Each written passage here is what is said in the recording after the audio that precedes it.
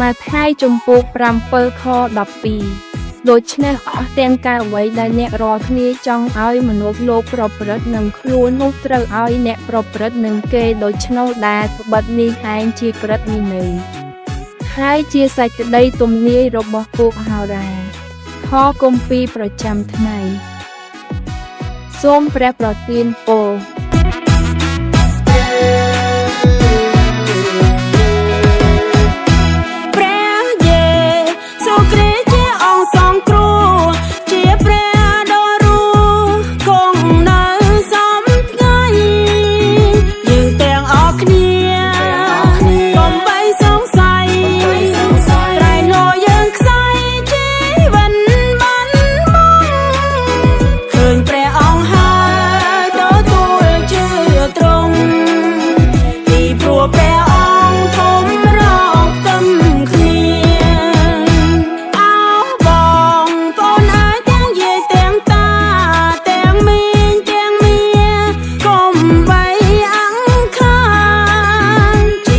យើងនេះ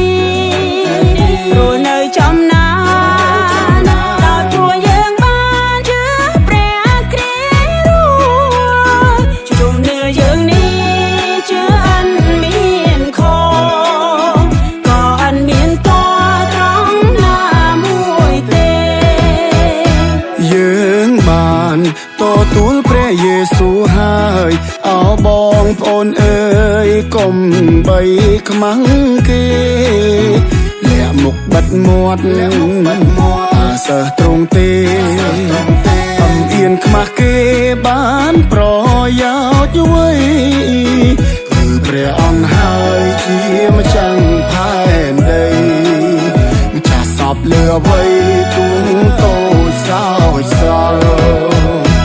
ដូច្នេះយើងនឹងកុំបីឯអង្គអាណិតអ្នកផងដែលមិនទាន់ស្គាល់យើងខំសង្វាតទីបន្ទាល់ប្រាប់ឲ្យគេស្គាល់ជឿព្រះគ្រីស្ទរស់បែរចេញពីបាបឲ្យទ្រង់សង្គ្រោះគេនឹងបានរួមយើងបានព្រះពរសូមព្រះប្រទានពរ